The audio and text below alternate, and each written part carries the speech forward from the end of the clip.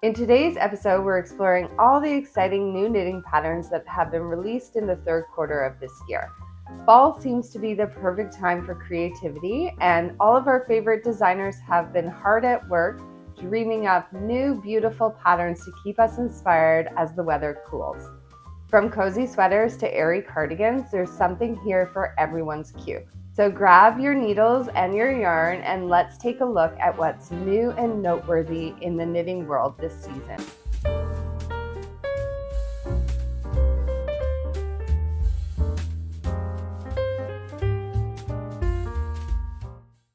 Hi, I'm Christy and welcome back to Knitting by the Bay, a podcast all about making but mostly knitting. Today I have 8 beautiful new knitting patterns to share with you, and I've organized them into 4 different categories, so we'll have 2 patterns for each category. We'll be looking at basics, cables, cardigans, and color work. Please let me know what you think of today's bundle. Do you already have one of these patterns on your needles right now, or is there a different new pattern that you can't wait to cast on? Leave me a comment down below. So as usual, I will be sharing tons of pictures for each pattern. I will also link to the bundle down below so you can get all the rest of the information that I haven't mentioned today from my Ravelry bundle. So let's get started with number 1 from the basics category. This is the Juno sweater, and it's DK and chunky, and it is by the Knit Pearl Girl. This is a sport plus lace held together for a DK, or if you're doing the chunky version, an Aran plus lace. This one has different needle sizes depending if you're choosing to do the DK or the chunky version. For the DK, it's US 6 or 4 millimeter, and then for the chunky, it is 10 or 6 millimeter. The sizes range from 75 to 155 centimeters or 29.5 to 61 inches. And the DK weight version has 2 to 6 inches of positive ease recommended, and the chunky weight has 4 to 8 inches. She recommends quite a few different yarns here, but I'll just mention the first 2. So Isayer yarn tweed held together with Isayer silk mohair, but there's a lot of different yarns depending on which version you're going to be making. This sweater is knit top down with a drop shoulder. The sleeves are picked up and knitted in the round, and it has this really cute slip stitch detail that continues down the yoke and then down the sleeves. It includes German short rows and also suggests that you use a tubular bind off. And I think that this is a really beautiful basic sweater. You get 2 sweaters in one with the 2 different weights. And I think it's something that could be worn just as a basic with jeans or with yoga pants or, whatever, going out to walk the dogs or whatever. I think that slip stitch that runs down the sleeves gives it this really cute like faux seam. I think that would give a little bit of structure to the sleeves as well as some visual interest. Pattern number 2 is the Slim Fit Rib Knit Sweater. This is a pattern by Lini Homila. Probably said that wrong. Or Urban Knit is her company name. It is a fingering plus fingering held together, so a DK weight sweater, and it's knit on US 2.5 or 3 millimeter needles. The sizes range from 81 to 147 centimeters or 32.75 to 58.75 inches. And it has an intended ease of 0 to 3 inches and of positive ease. And the suggested yarn is Lana Grossa melon weight cashmere, and you would hold that double. This one is cast on first for the collar and worked until it's double the length. And then you will continue on doing some German short rows to shape the back of the neck. You work the yoke seamlessly top down in this half brioche texture with raglan increases. And then when you're finished the sweater, you actually turn the sweater inside out. So it's the wrong side that it actually becomes the right side. So I think that that's pretty interesting. And she says she's done that for a modern look. And then after, you'll sew down the collar so that you have a double folded collar. And I think that this sample is a little bit difficult to see in on on Ravelry in the black color that she's chosen. But I really like the silhouette of it, the slim fit that it has.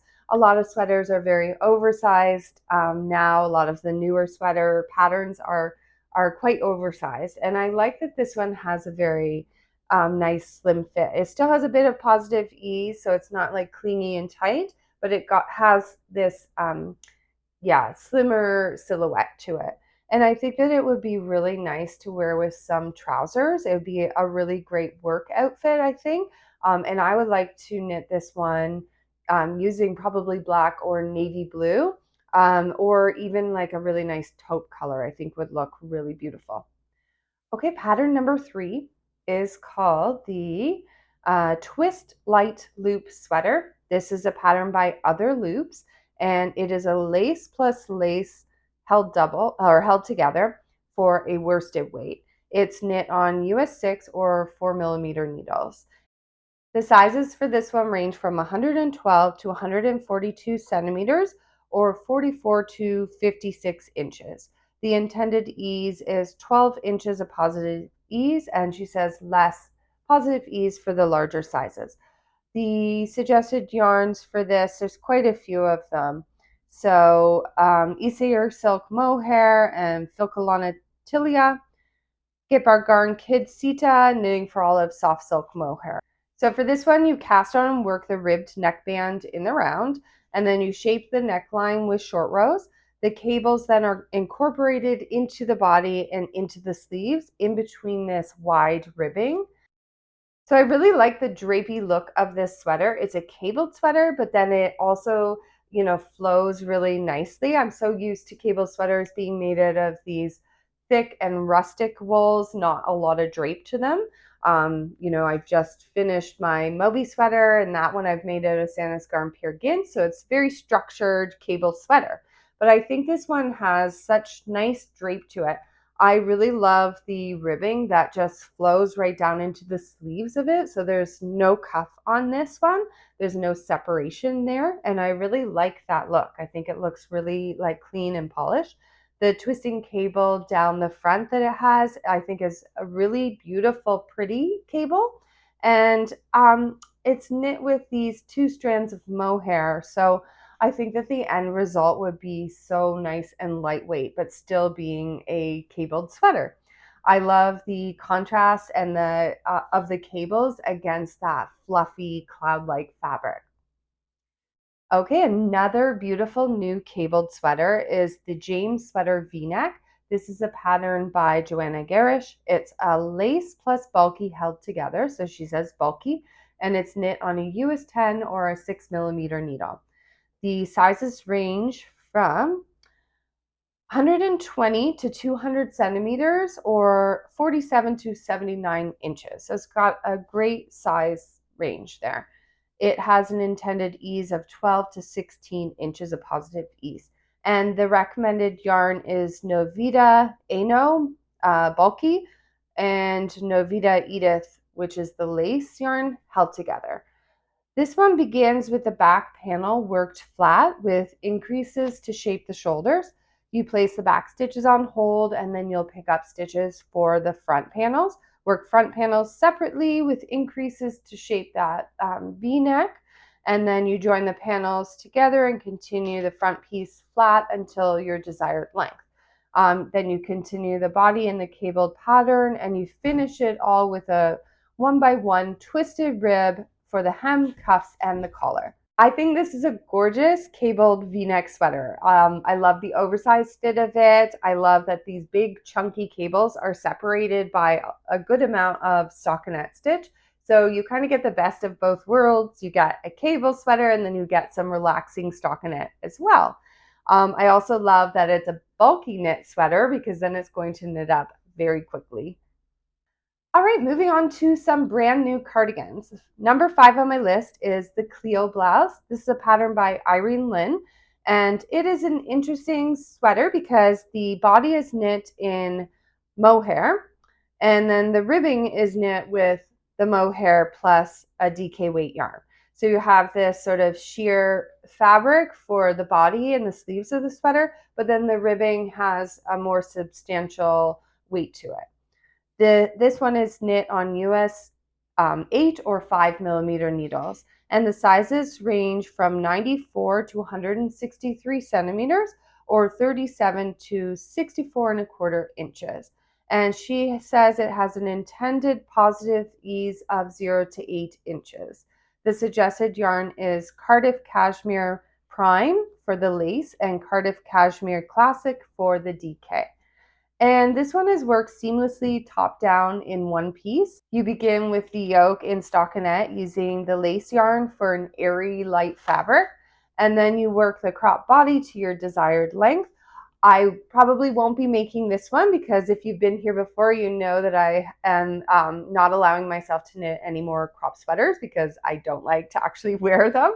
But I thought that this pattern, this sweater was absolutely beautiful. So I wanted to share it with you guys who, if you do like a crop sweater, I think that this is a beautiful one.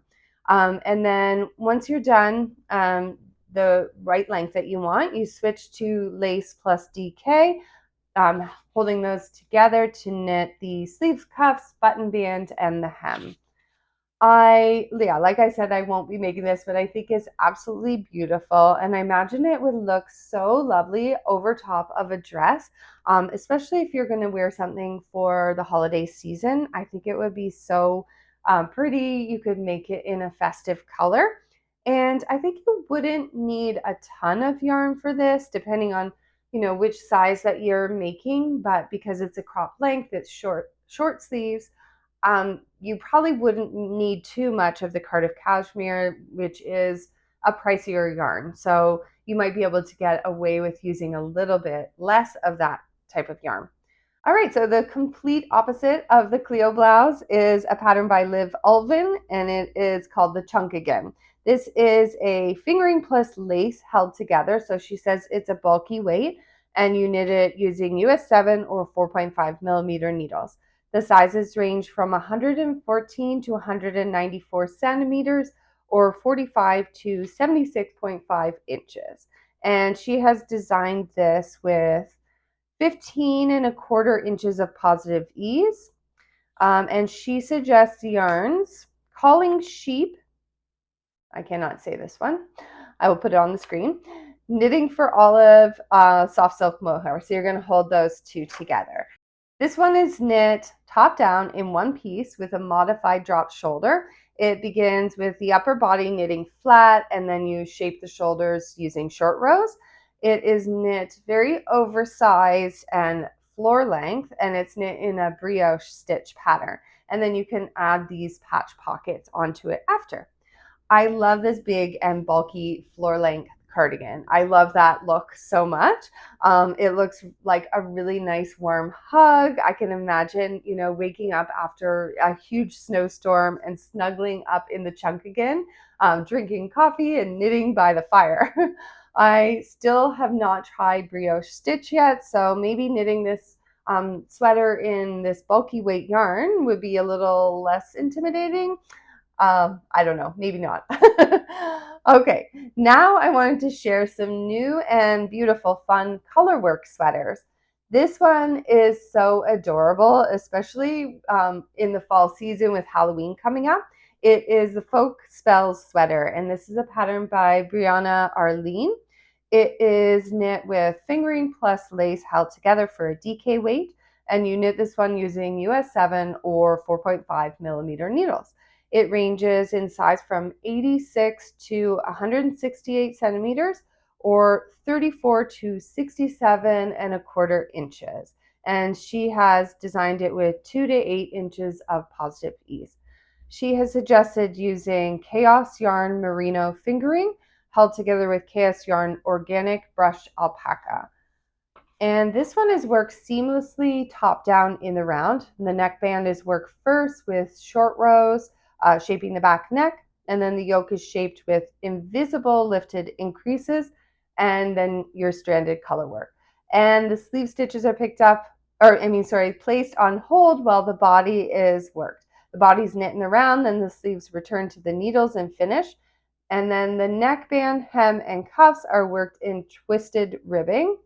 The neckband is also then folded for added structure. and then there's some tapering decreases for shaping on the sleeves.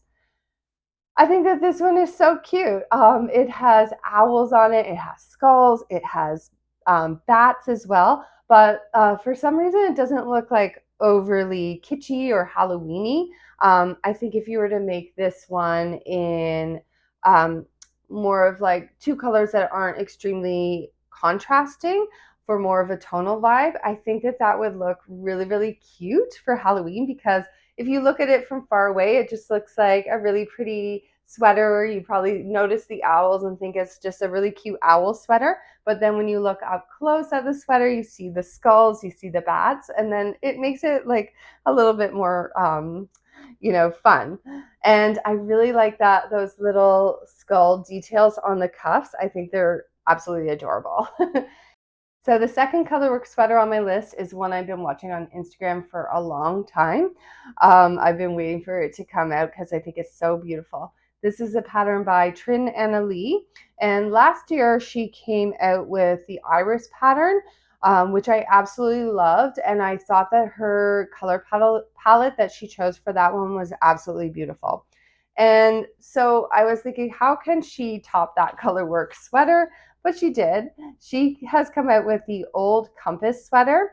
This is a light fingering weight colorwork sweater knit on US 4 or 3.5 millimeter needles. And the sizes range from 75 to 155 centimeters or 30 to 62 inches. I'm not sure about the positive ease on this one. I didn't make note of that, but the suggested yarn is Holzgarn Super Soft. So this one is knit seamlessly from the top down with a raglan increase. It starts with a provisional cast on and short rows for the neckline shaping. The colorwork, she says, is established at the yoke, and then the yoke, body, and sleeves are all worked in the round. And then it has a short or long sleeve option as well. The all over colorwork on this sweater I think is absolutely gorgeous. And again, I really like the color palette that she's chosen for the sample. I think that the short sleeve version would look super cute over a long sleeve shirt. I think if I were to knit this one, I would probably change the mock neck because I'm starting to realize I don't love a collar pressing on my neck there. So I would probably just cast on the number of stitches after the mock neck is done. When you've increased for the color work, like right before there, I would just cast on that many stitches and do a few rows of ribbing for just a crew neck for the sweater. And I don't think that that would change the look of the sweater that much. That's it for today's roundup of the latest knitting patterns for the third quarter of the year. I hope you're feeling inspired and ready to add some new projects to your queue.